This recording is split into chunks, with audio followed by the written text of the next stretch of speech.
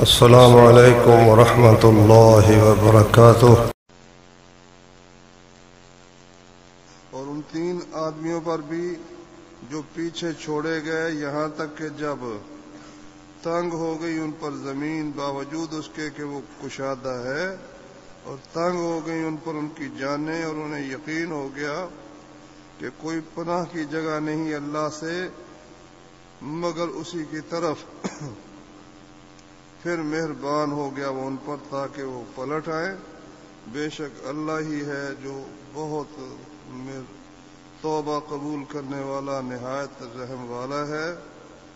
اے لوگوں جو ایمان لائے ہو، اللہ سے ڈر جاؤ اور سچوں کے ساتھ ہو جاؤ، سچوں کے ساتھی بن جاؤ۔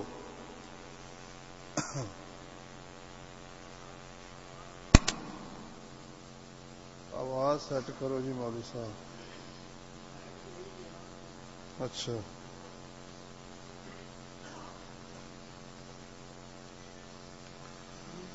محترم دوستوں، بزرگوں، بھائیوں، عزیزوں اور قابل احترام ماؤں اور بہنوں، اس وقت میں نے آپ کے سامنے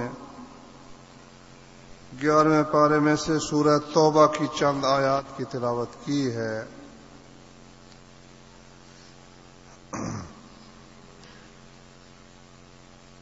ان آیات میں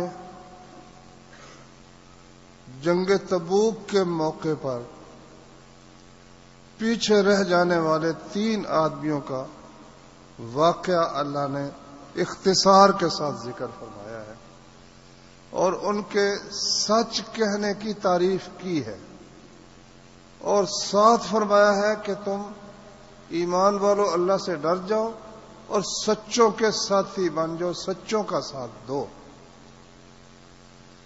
تو اس واقعے میں بہت سی عبرتیں ہیں، بہت سی نصیحتیں ہیں، جن میں مرکزی مضمون یہ ہے کہ آدمی کو سچ نجات دیتا ہے، جھوٹ کہہ کر اگر وہ بچنا چاہے تو بچ سکتا نہیں، سچ کہنے سے اگر اس کا بظاہر کو نقصان بھی ہو تو آخر کار اللہ کی مدد اسے حاصل ہوتی ہے اور وہ نجات پا جاتا ہے۔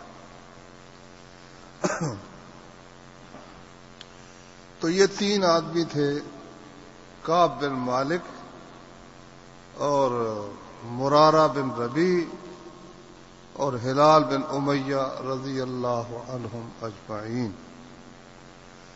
صحیح بخاری میں کعب بن مالک نے اپنا واقعہ خود بڑی تفصیل کے ساتھ اور بڑی فصاحت و بلاغت کے ساتھ چھوٹی سے چھوٹی بات بھی بیان کر کے ذکر فرمایا ہے۔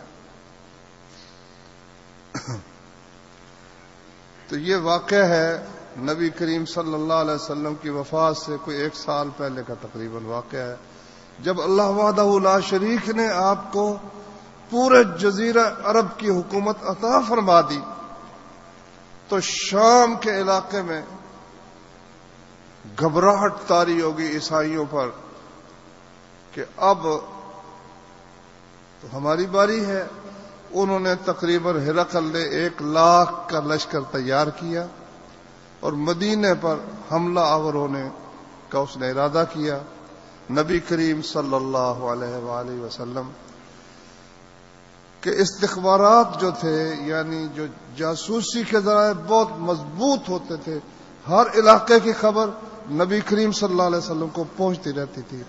تو آپ کو جب یہ اطلاع ملی تو آپ نے یہ فیصلہ فرمایا کہ دشمن کا مدینہ میں رہ کر انتظار کرنے کی بجائے عرب سے نکل کر، حجاز سے نکل کر ان کی سرزمین میں جا کر انہیں روکنا ہے۔ یہ نہیں کہ وہ ہمارے علاقے میں آئیں اور پھر ہم ان کا دفاع کریں، نہیں، کیونکہ قاعدہ یہ ہے کہ جس قوم کی سرزمین میں آ کر دشمن جنگ لڑتا ہے، یہ ان کے لیے ذلت کا باعث ہوتا ہے۔ حق یہ ہے کہ اسے یہ موقع دیے بغیر کہ وہ ہمارے علاقے میں آئے اور یہاں آ کر ہم پر حملہ آور ہو، اسے اس کے علاقے میں روکا جائے اور بہترین دفاع حملہ ہوتا ہے۔ ایک شخص آپ کو مار رہا ہے، آپ آگے وہ ڈھال کر کے کھڑے ہوئے، یہ کوئی دفاع ہے؟ دفاع یہ ہے کہ اگر وہ آپ کو لاٹھی مارتا ہے، آپ اس کو تلوار مارے، اس کو اپنی پھٹ جائے۔ تو کعب بن مالک رضی اللہ تعالیٰ عنہ فرماتے ہیں کہ اس سے پہلے نبی کریم صلی اللہ علیہ وسلم کا یہ معمول تھا کہ جو بھی جنگ ہوتی اس میں توریہ فرماتے۔ توریہ کا مطلب یہ ہے، صاف جھوٹ نہیں، مطلب کہ اس علاقے کی خبر نہ ہونے دیتے جس طرف آپ نے جانا ہے، اور باتوں میں اظہار اس قسم کا ہوتا کہ لوگوں کو یہ خیال ہو کہ آپ کسی اور طرف جانا چاہتے ہیں۔ مثلا اگر ارادہ ہے افغانستان میں کفار پر حملہ کرنے کا، امریکہ پر، تو جناب علی گفتگو ہر مجلس میں یہ ہو رہی ہے کہ اگر انڈیا پر حملہ ہو تو کتنی نفری درکار ہوگی، کتنا خرچہ درکار ہوگا، اسلحہ کون کون سا چاہیے، تاکہ ہر شخص یہ سمجھے کہ یہ جناب انڈیا کی طرف جانے والے ہیں۔ اسے عربی زبان میں کہتے ہیں توریہ۔ تو کعب بن مالک رضی اللہ عنہ فرماتے ہیں کہ نبی کریم صلی اللہ علیہ وسلم جو جنگ بھی کرتے الا ورّا بغیرہا، توریہ میں کسی اور علاقے کا ذکر فرمایا کرتے تھے۔ لیکن جب یہ جنگ سامنے آئی تو دشمن تعداد بہت زیادہ تھی، 1,00,000 کے قریب دشمن تھا، اور علاقہ بہت دور تھا، 600 کلومیٹر کا فاصلہ تھا۔ جب کوئی گاڑی نہیں ہے، گھوڑوں پر، اونٹوں پر، اور حالت بھی فقر کی۔ بخاری میں تو نہیں، سیرت کی کتابوں میں لکھا ہے کہ اس سفر میں ایک ایک اونٹ 7 آدمیوں کے حصے میں آیا، 7 آدمی، 6 آدمی پیدل چل رہے ہیں، ایک آدمی کچھ دیر کے لیے آرام کے لیے اوپر بیٹھا ہے، پھر وہ اترتا ہے، پھر ایک اور تھوڑا سا آرام کر لیتا ہے۔ اس لشکر کا نام اس لیے رکھا گیا جیش عسرہ، تنگ دستی کا لشکر، نہایت تنگی، اور سال بھر کی فصل تیار تھی، عین شدید گرمی تھی، اور کھجوریں بالکل پکی ہوئی تھی، سال بھر کے کھانے کا بندوبست وہ اس وقت انہوں نے کرنا، فصلیں اتارنی تھی۔ اس وقت رسول اللہ صلی اللہ علیہ وسلم نے جلا للناس للمسلمین امرہم، مسلمانوں کو بالکل کھول کرنا صاف بتا دیا کہ ہم نے شام کی طرف جانا ہے اور ہرقل کے ساتھ ہاتھوں میں ہاتھ ڈالنا ہے، اس لیے پوری طرح سے تیاری کر لو۔ اور نفیر عام کا حکم دے دیا، کوئی شخص پیچھے نہ رہے۔ کہتے ہیں میں نبی کریم صلی اللہ علیہ وسلم سے کسی جنگ میں پیچھے نہیں رہا، ہر جنگ میں نبی کریم صلی اللہ علیہ وسلم کے ساتھ رہا، اور کبھی میری مالی حالت اتنی اچھی نہ تھی جس قدر اس وقت میری مالی حالت اچھی تھی کہ میرے پاس اس وقت ایک کی بجائے 2 اونٹنیاں موجود تھی، 2 اونٹنیاں موجود تھی، تو میری حالت بہت اچھی تھی، اور میں جوان بھی تھا، قوی بھی تھا۔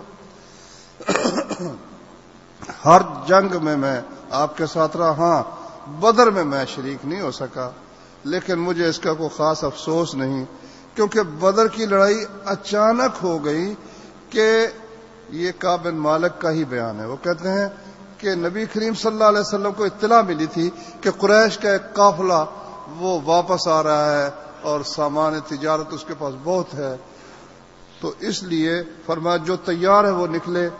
تو اچانک وہ تو جنگ ہو گئی، اس لیے کہتے ہیں کہ میں اس میں شریک نہیں ہو سکا، لیکن میں بیعت عقبہ میں شریک تھا کہ جب نبی صلی اللہ علیہ وسلم ابھی مکہ میں تھے تو مدینے سے لوگوں نے آ کر آپ کے ہاتھ پر بیعت کی تھی اور عہد و پیمان کیا تھا کہ ہم آپ کی مدد کریں گے، تو میں اس کو بدر سے کم نہیں سمجھتا، اگرچہ لوگ بدر کو بہت اس کی شہرت ہے۔ یہ تو اللہ کی دین ہے، بدریوں کو جو اللہ نے عزت دی وہ کسی کو نہیں دی، لیکن وہ یہ کہتے ہیں کہ میں بدر میں اگرچہ شریک نہیں ہوا لیکن بیعت عقبہ میں شریک تھا۔ تیاری ہو گئی، رسول اللہ صلی اللہ علیہ وسلم نکل پڑے۔ میں تیاری کرتا کہ کوئی بات نہیں، میں نے 1 منٹ لگانا ہے، تیاری کر لینی، حتیٰ کہ ان کی روانگی کا وقت آ گیا تو میں نے کہا کوئی بات نہیں، میں کل کل میں جا ملوں گا۔ دوسرے دن تیاری کرنے لگا، پھر سستی ہو گئی، چلو یہ اگلے دن کروں گا۔ اس سے اگلے دن پھر کہتے ہیں کہ رسول اللہ صلی اللہ علیہ وسلم تو کافی آگے نکل گئے اور میں تیاری کرتا ہی رہ گیا، کاش کہ میں اخیر وقت میں ہی نکل پڑتا، مگر میں نہیں نکل سکا۔ اب نبی کریم صلی اللہ علیہ وسلم تو بہت آگے نکل گئے اور میں رہ گیا۔ پریشانی مجھے یہ تھی کہ ایک تو میں پیچھے رہ گیا، ایک جس طرف دیکھتا ہوں نا، جس پہ نظر پڑتی ہے یا تو ایسا منافق ہے جس کو سب جانتے ہیں کہ یہ پکا بے ایمان اندر سے منافق ہے، یا کوئی ایسا شخص ہے جس کا عذر معلوم ہے، ابھی لنگڑا ہے یا نابینا ہے یا واضح طور پر اس کا عذر ہے، کوئی صحیح تندرست آدمی وہ مجھے اور پکے ایمان والا مجھے نظر نہیں آتا تھا۔ اس سے مجھے اور زیادہ پریشانی ہوتی تھی۔ بس اسی تذبذب میں ہی رسول اللہ صلی اللہ علیہ وسلم وہاں پہنچے بھی۔ خیر آپ جب گئے وہاں تو آپ نے وہاں انتظار کیا، تقریباً 20 دن وہاں ڈٹ کر بیٹھے رہے نبی کریم صلی اللہ علیہ وسلم کہ دشمن آنا ہے مقابلے میں آ جائے، مگر دشمن مقابلے میں نہیں آیا۔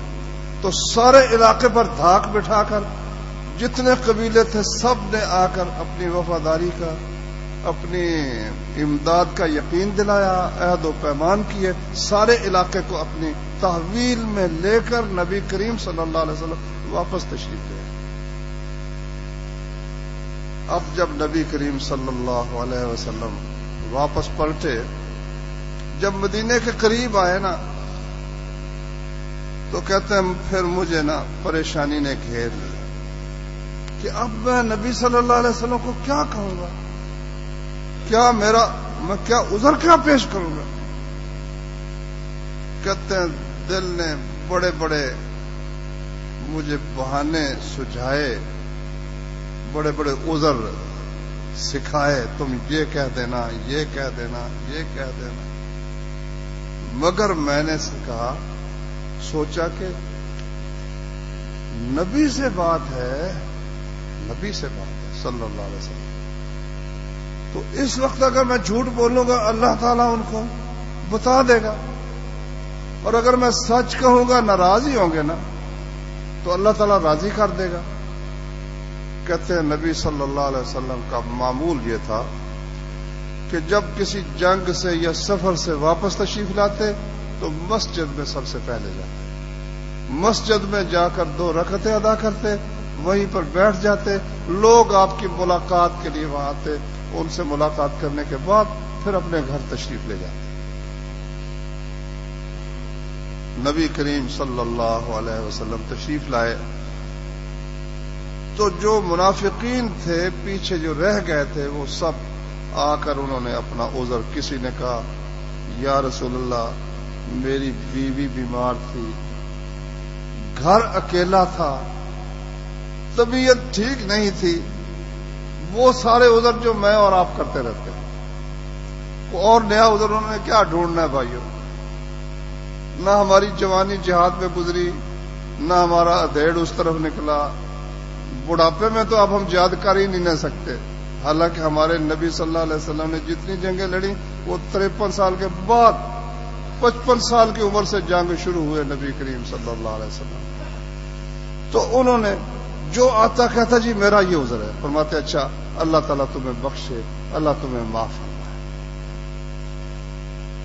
80 سے کچھ زیادہ آدمی تھے یہ جنہوں نے یہ عذر بیان کیے، اور نبی کریم صلی اللہ علیہ وسلم نے کسی کو کچھ بھی نہیں کہا، سب کے عذر قبول کیے، ان کے لیے دعا بھی کر دی، اللہ بھائی تمہیں معاف فرمائے، اللہ بخشے تمہیں۔ کہتے میں سامنے جا کر جب بیٹھا نا تو تبسم المغضب، مجھے دیکھ کر نبی کریم صلی اللہ علیہ وسلم، ہاں ایک بات درمیان میں رہ گئی کہ جب نبی صلی اللہ علیہ وسلم گئے نا راستے میں آپ نے میرا ذکر نہیں فرمایا، اور مسلمان اتنی تعداد میں تھے کوئی رجسٹر نہیں تھا کہ جس پر نام لکھے ہو. کوئی شخص چھپنا چاہتا چھپ سکتا تھا. سیرت کی کتابوں میں ہے کہ 30,000 آدمی تھے جو نبی صلی اللہ علیہ وسلم کے ساتھ تھے. بہت بڑا لشکر ہے. 30,000 آدمی کوئی چھوٹا تو نہیں ہے نا. لیکن جب وہاں پہنچے تو آپ نے ذکر کیا کہ بھائی وہ کعب کہاں ہے. ایک بندہ بولا, کہتا جی وہ اپنی چادر جو ہے نا, اور اپنی جوانی کبھی کندھے کو دیکھتا ہے کبھی چادر کو دیکھتا ہے, کپڑے بڑے خوبصورت پہنتا ہے, ان کپڑوں کے دیکھنے نے اپنی جوانی نے ہی اس کو وہیں روک رکھا ہے. معاذ ابن جبل رضی اللہ عنہ کہتے ہیں تو نے بہت بری بات کی ہے. یا رسول اللہ, ہمیں کعب کے متعلق کوئی غلط بات کا علم نہیں ہے, ہمیں یہی پتا ہے کہ اس میں خیر ہی خیر. فوراً ہی جب اس نے بات غلط کی نا تو ساتھ ٹوکنے والا, اپنی بھائی کی حمایت کرنے والا, اس کی عزت کا دفاع کرنے والا بھی اس مجلس میں موجود تھا. ایسی وہ بابرکت مجلس تھی, اور نبی کریم صلی اللہ علیہ وسلم بھی اس کے متعلق یہی جانتے تھے. تو کہتے ہیں کہ جب میں آیا تو نبی صلی اللہ علیہ وسلم مسکرائے, تبسم البغضب, جس طرح کوئی غصے میں ہو اور پھر مسکراتا نا, اس طرح کر کے مسکرائے. کہتے ہیں ہاں بھائی تم نے تیاری نہیں کی تھی, کیا بات ہوئی؟ میں نے کہا یا رسول اللہ, میں اگر کسی دنیا والے آدمی کے سامنے بیٹھا ہوتا تو مجھے بحث بھی میں کر سکتا ہوں, پرے پچایت کا آدمی ہوں, جھگڑا وہ بھی میں کر سکتا ہوں. لیکن اب میں بیٹھا ہوں اللہ کے نبی کے سامنے, مجھے علم ہے کہ اگر میں غلط بات کروں گا تو اللہ وحی کے ذریعے بتا دے گا, مجھے رسوا ہونا پڑے گا. اور اگر میں سچ کہوں گا تو اللہ تعالیٰ, اللہ کا نبی اگر ناراض ہوگا بھی تو اللہ تعالیٰ اس کو مجھ پر راضی کر دے گا. اللہ کی قسم میرا کوئی عذر تھا ہی, کوئی عذر تھا ہی نہیں. اور جتنی سہولت اور آسانی اللہ نے مجھے اس وقت عطا کی ہوئی تھی, کبھی اتنی سہولت اور آسانی مجھے عطا نہیں ہوئی. میرا کوئی عذر نہیں. نبی کریم صلی اللہ علیہ وسلم نے اما ھذا فقد صدق, اس بندے نے سچ کہا. تو میں اچھا ٹھہرو تمہارے متعلق سوچتے ہیں. تو آپ نے اعلان کر دیا بھائی یہ جو کعب ہے نا, مسلمانوں میں سے کوئی شخص اس سے کلام نہ کرے. سزا تجویز ہوگی, بائیکاٹ ہو گیا. کوئی مسلمان کعب بن مالک کے ساتھ گفتگو نہ کرے, بات نہ کرے. کہتے ہیں اب کوئی بندہ مجھ سے بات کرتا ہی نہیں. تو کہتے ہیں یہاں تک ہو گیا کہ وہ مدینے کی زمین میرے لیے اجنبی بن گئی. وہ زمین پہلے والی نہ رہی, وہ آسمان پہلے والا نہ رہ گیا. تو میں نے لوگوں سے پوچھا شروع میں جب بائیکاٹ ہوا اس سے پہلے کہ کوئی اور بھی ہے بندہ. نے کہا ہاں 2 اور بندے ہیں, ایک ہلال بن امیہ ہے اور ایک مرارہ بن ربیع ہے. انہوں نے بھی بالکل اسی طرح صاف کہہ دیا ہے ہمارا کوئی عذر نہیں. میں نے کہا چلو 2 بندے اور بھی ساتھ مل گئے, اور دونوں بدری صحابی تھے, بدری صحابی تھے. واللہ اس پر ذرا غور کرنا, ہم لوگ جہاد سے پیچھے رہ کر سمجھتے ہیں کہ کوئی ایسی بات نہیں ہے. بدری صحابی وہ تھے کہ صحیح بخاری میں حدیث ہے کہ نبی کریم صلی اللہ علیہ وسلم نے فرمایا کہ اللہ تعالیٰ نے آسمان سے ان کو جھانک کر فرمایا کہ بدریو تم جو مرضی کرو میں نے تمہیں بخش دیا ہے.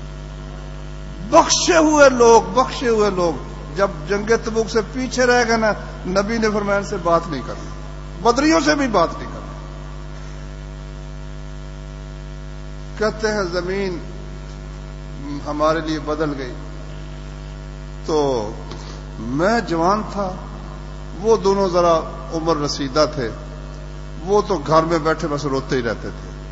میں نکلتا, بازار میں بھی جاتا, مسجد میں جا کر نماز پڑھتا تو سلام کہتا نبی صلی اللہ علیہ وسلم کو, اور آپ کے لبوں کو دیکھتا وہ کچھ جواب دیتے ہیں کہ نہیں دیتے.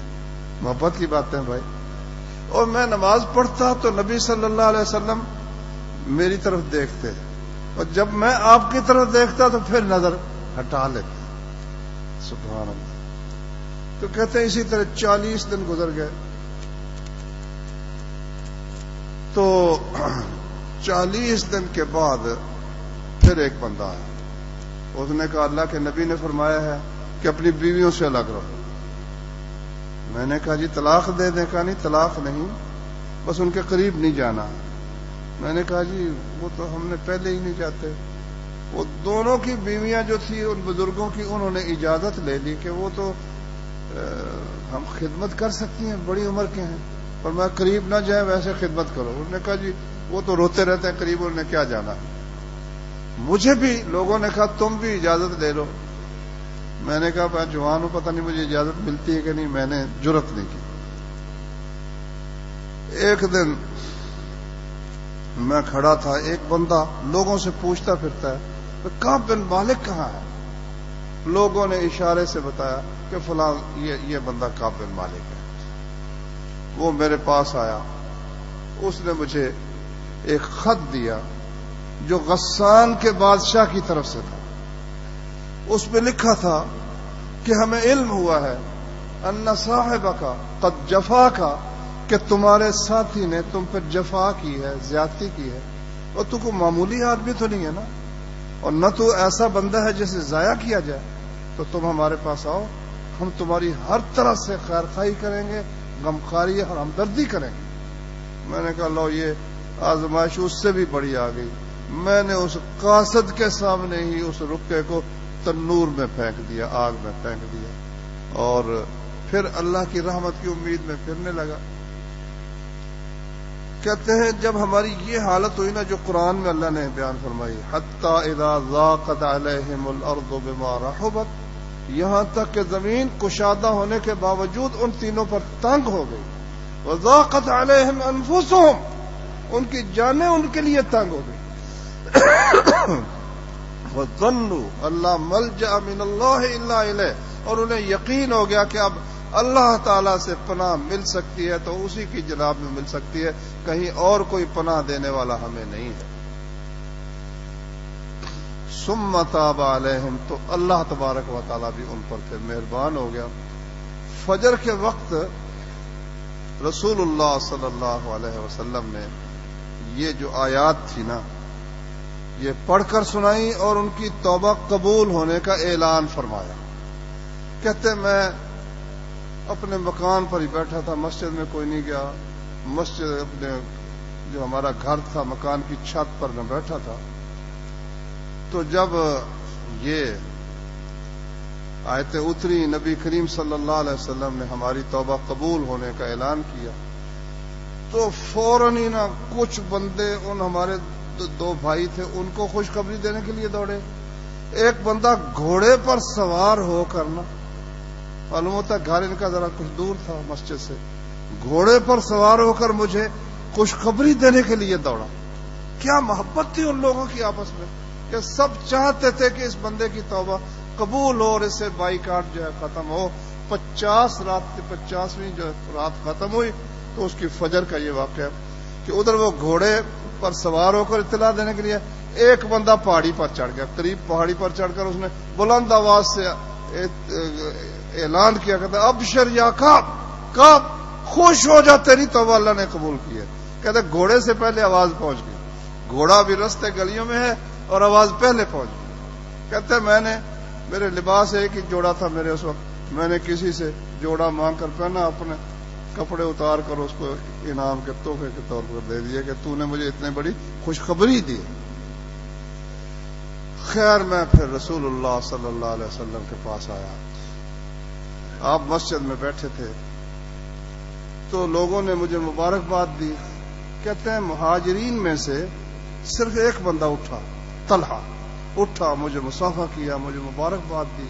کہتا مجھے بھولتی نہیں ہے یہ بات کہ مہاجرین میں سے وہ اکیلا بندہ تھا جس نے اٹھ کر مجھے مبارکباد بھی دی اور مجھے اس نے مصافحہ بھی کیا. تو خیر کہتے ہیں نبی صلی اللہ علیہ وسلم کی ایک خاص نشانی تھی کہ جب خوش ہوتے تھے نا تو آپ کا چہرہ چمکنے لگ جاتا تھا. یہ آپ کی ایک خاص پہچان ہو جاتی تھی, واضح کہ آپ خوش ہیں, ایسا چہرہ چمکنا شروع ہو جاتا رسول اللہ صلی اللہ علیہ وسلم. تو آپ کا چہرہ چمک رہا تھا خوشی سے.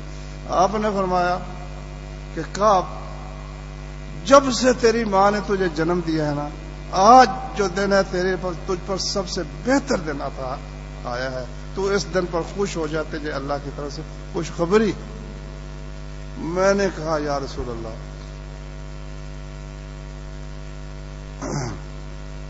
مجھے اللہ تبارک و تعالیٰ نے یہ خوشخبری آپ کی طرف سے ہے کہ اللہ کی طرف سے؟ اب نا اللہ کی طرف سے خوشخبری ہے۔ میں نے کہا یا رسول اللہ تعالیٰ نے مجھ پر جو اتنا بڑا انعام کیا ہے، تو پہلا تو یہ ہے کہ میں جتنا میرا مال ہے میں نے اللہ کی راہ میں صدقہ کیا، اس خوشی میں کہ اللہ نے مجھے میری توبہ قبول فرمائی۔ میں نے سارا مال اللہ کی راہ میں فرمایا نہیں، سارا نہ کرو، کچھ رکھ لو۔ فرمایا اچھا، پھر میری جو جائیداد خیبر میں زمین میں وہ رکھتا ہوں، باقی سب میری اللہ کے راستے میں صدقہ ہے۔ اور دوسری بات اس نے یہ کی کہ اتنا بڑا انعام جو اللہ نے مجھ پر کیا، یہ سچ کہنے کی وجہ سے کیا۔ اگر میں سچ نہ کہتا تو جس طرح دوسرے منافقین برباد ہلاک ہو گئے، اسی طرح سے میں بھی ہلاک ہو جاتا۔ اب دیکھو نا، ان کا انعام آپ سن رہے ہیں نا کہ اللہ بھی راضی ہو گیا، نبی بھی راضی ہو گیا صلی اللہ علیہ وسلم، تکلیف بڑی اٹھائی 50، یا تو خبر ہونا کہ 50 دنوں کے بعد پھر معاملہ ٹھیک ہو جانا، پتہ ہی نہیں۔ کہتا ان دنوں میں مجھے سب سے بڑی فکر یہ تھی کہ اگر اسی حالت میں فوت ہو گیا تو نبی نے میرا جنازہ نہ پڑھا تو میرا کیا حال ہو۔ کہتا یہ مجھے ان دنوں میں فکر ستاتی تھی کہ اگر اللہ کے نبی نے میرا جنازہ نہ پڑھا تو کیا ہو جائے۔ تو وہ اتنا خوش ہوئے اس پر کہ شکر ہے کہ میں بھی جھوٹ بول کر منافقین کی طرح برباد نہیں ہوا۔ اب جو پیچھے رہے تھے نا، ان کی بھی تھوڑی سی قرآن مجید میں سے میں آیات آپ کو سناتا ہوں کہ ان کا کیا انجام ہوا۔ فرمایا فَإِن رَجَعَكَ اللَّهُ إِلَىٰ طَائِفَةٍ مِّنْهُمْ، اب اگر آپ واپس جائیں نا، یہ جو پیچھے رہ گئے ہیں، تو پھر یہ اگلی جنگ کے لیے اجازت مانگے تو اپنے لشکر میں ساتھ ان کو لے کر نہیں جانا۔ وَلَا تُصَلِّ عَلَىٰ أَحَدٍ مِّنْهُمْ مَاتَ أَبَدًا، مسلمان مانا ہے، کلمہ پڑھتے ہیں، آپ کے ساتھ ہیں، مسجدوں میں بھی آتے ہیں، رشتے ناتے بھی سب کچھ ہے، لیکن ان میں سے کوئی فوت ہو جاتا ہے، اے میرے نبی جنازہ نہیں ان کا تو نہیں پڑھنا، کہ کیوں جنگ سے پیچھے رہے، جنازہ نہیں پڑھنا ان کا۔ وَلَا تَقُمْ عَلَىٰ قَبْرِهِ، اگر فوت ہو جائے جنازے کے علاوہ قبر پر جا کے کھڑا نہیں ہونا، ان کی عزت افزائی نہ ہو جائے جنہوں نے یہ پیچھے رہنے کا کام کیا ہے اور جھوٹ بول کر کہ جی ہم یہ تھا اور وہ تھا، معافی دعا منگوا لی ہے کہ اللہ تمہیں بخشے، وہ دعا کوئی قبول نہیں ہے، یہ جھوٹ بول رہے تھے۔ تو میں نے کہا یا رسول اللہ نے مجھ پر اتنا انعام جو کیا کہ میں ہلاک نہیں ہوا، یہ سچ کی وجہ سے اللہ تعالیٰ نے مجھ پر انعام کیا، اور میں آپ سے عہد کرتا ہوں کہ جب تک میں باقی ہوں نا، میں جھوٹ نہیں بولوں گا۔ کہتے اب تک، وہ کہتے جب وہ یہ واقعہ بیان کر رہے ہیں، کہتے اب تک تو میں نے اس پر کار بند رہا ہوں، اور مجھے امید ہے کہ اللہ تعالیٰ مجھے بعد کی عمر میں بھی اس پر کار بند رکھے گا اور اس عہد کو نبھانے کی توفیق عطا فرمائے۔ میرے بھائیو، یہ ہے جو اس لیے اللہ نے فرمایا یا ایھا الذین آمنوا اتقوا اللہ وکونوا مع الصادقین، ایمان والو اللہ سے ڈرو، سچوں کے ساتھی بنو، کہ سچ میں اللہ نے نجات رکھی ہے، جھوٹ میں اللہ تعالیٰ نے بربادی اور ہلاکت ہی رکھی ہوئی۔ پیارے پیغمبر صلی اللہ علیہ وسلم کا وصف جو کافر بھی مانتے تھے پہلے 40 برس میں، جس کا تجربہ ہوا تھا، وہ کیا تھا؟ وہ یہ تھا صادق ہے۔ ہرقل کے پاس جب خط لکھا پیارے پیغمبر صلی اللہ علیہ وسلم نے اور دحیہ کلبی کے ہاتھ بھیجا، اس نے اس کے گورنر کو دیا، اس نے پھر آگے وہ خط بھیجا۔ جب خط اس کے پاس گیا، ان دنوں نبی صلی اللہ علیہ وسلم کی مکے کے کفار کے ساتھ صلح تھی، آمد و رفت جاری تھی، ایک دوسرے کے ہاں جاتے تھے۔ بادشاہ نے کہا کہ اس کے علاقے کے کوئی لوگ اگر ہیں تو ان کو لاؤ، میں ذرا تحقیق کرنا چاہتا ہوں۔ ابو سفیان اس وقت ابھی کافر تھے، کافروں کے سردار تھے، تو وہ 30 آدمیوں کے ساتھ تجارت کے لیے گئے ہوئے تھے۔ ان کے آدمی ڈھونڈتے ڈھانڈتے ان کو لے کر بادشاہ کے پاس آ گئے۔ بادشاہ نے ان کو سامنے بٹھا لیا، ترجمان سے کہنے لگا ان سے پوچھو کہ جس شخص نے نبوت کا دعویٰ کیا ہے تم میں سب سے زیادہ نسب کے لحاظ سے اس کا قریبی رشتہ دار کون ہے؟ ابو سفیان نے کہا جی میں ہوں،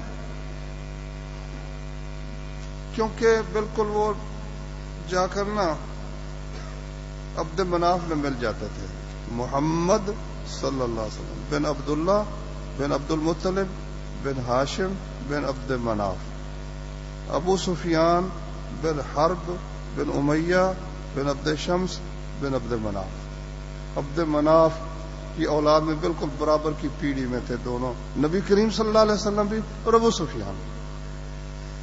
کہتا ہے اس کو آگے بٹھا دو، دوسروں کو پیچھے بٹھا دیا۔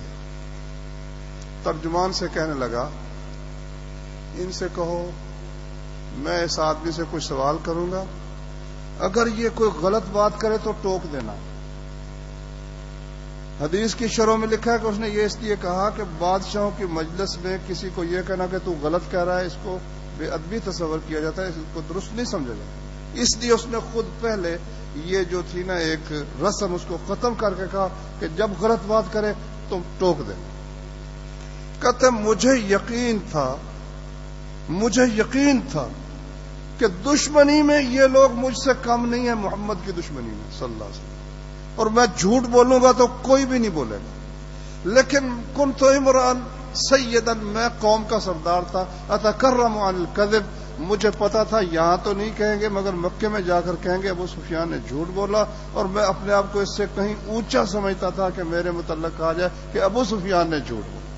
لوگ کافروں کا سردار، اپنے سرداروں کو بھی دیکھ لو، کافروں کے سردار کو بھی دیکھ لو۔ ایسے ہی اللہ نے تمام قوموں میں سے عربوں کو ایسے ہی نہیں چن لیا، ان میں ٹھیک ہے زنا بھی تھا، ان میں قتل بھی تھا، سب کچھ تھا، مگر مردانگی بھی ان میں تھی، اور جھوٹ کو وہ لوگ نہایت برا سمجھتے تھے۔ اس نے سوال چند کیا، ایک سوال یہ کیا کہ یہ بندہ اس کا نسب کیسا ہے؟ کہا اونچے نسب کا ہے۔ اچھا، اس کے آباء و اجداد میں سے کسی نے نبوت کا دعویٰ کیا ہو؟ کہا نہیں، کوئی نہیں کیا۔ اس کے آباء و اجداد میں سے کوئی بادشاہ گزرا ہو؟ کہا نہیں، کوئی نہیں گزرا۔ کہا اس نبوت کے دعوے سے پہلے کبھی اس نے جھوٹ بولا ہو، تمہارا تجربہ ہو؟ کہتا نہیں، کبھی جھوٹ کا تجربہ نہیں ہے، چھوٹی سی گواہی نہیں بھائی جان، بہت بڑی گواہی۔ کہا کبھی وعدہ خلافی کرتا ہو؟ کہتا اب تک تو نہیں کی۔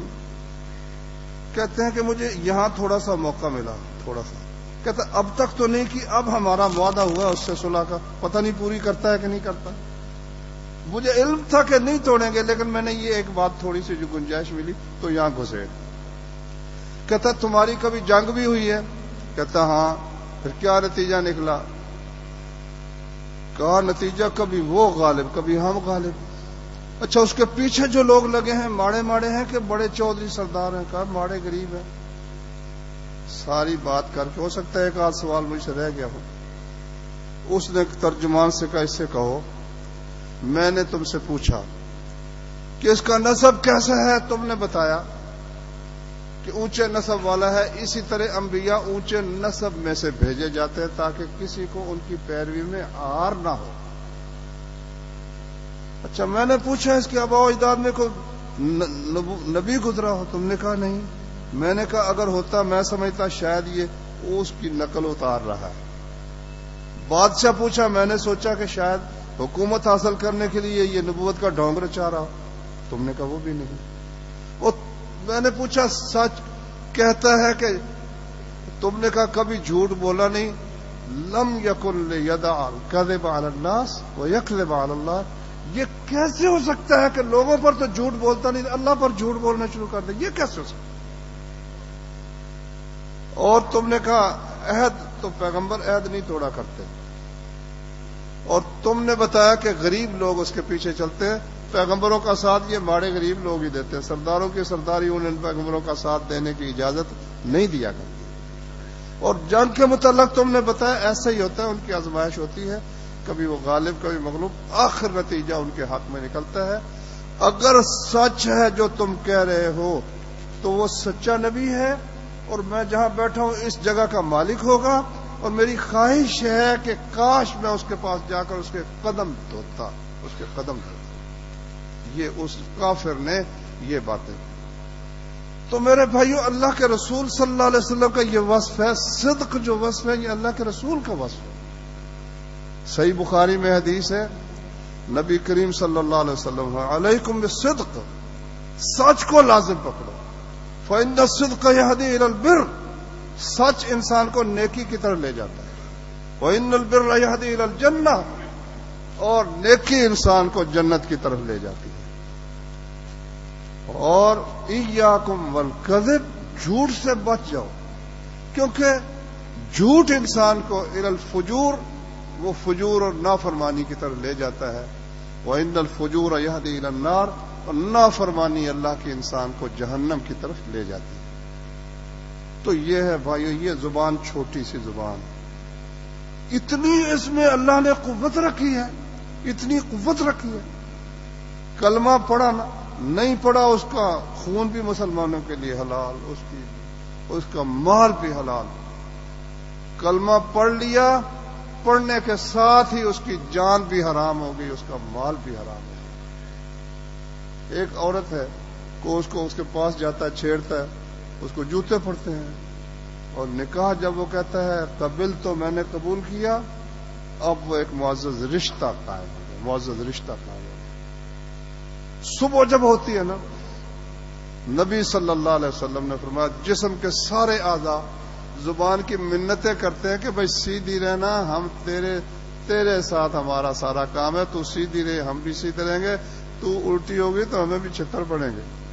یہ مرادی معنی میں نے کیا، ان استقمنا، تو سیدھی رہی تو ہم سیدھے رہیں گے، ان اعوججتا، اگر تو ٹیڑھی ہوگی ہمارا کام بھی ٹیڑھا ہو جائے گا۔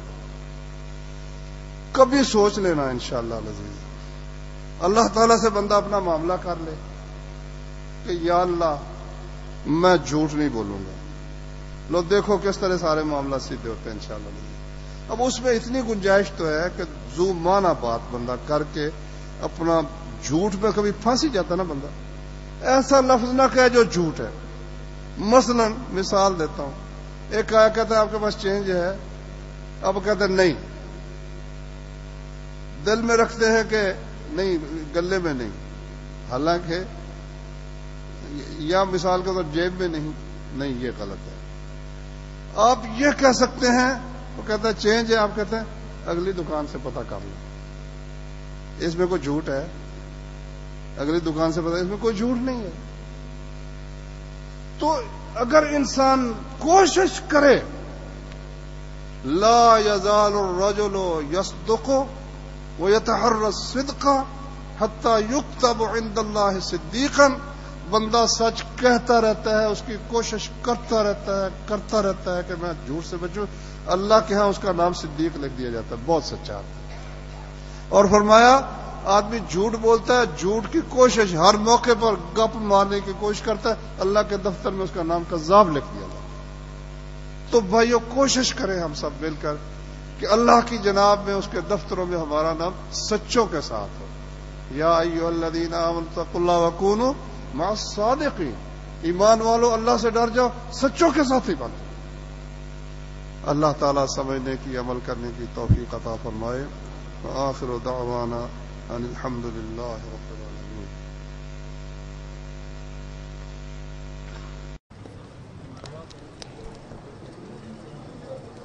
سبحانك اللهم وبحمدك أشهد أن لا إله إلا أنت أستغفرك وأتوب إليك۔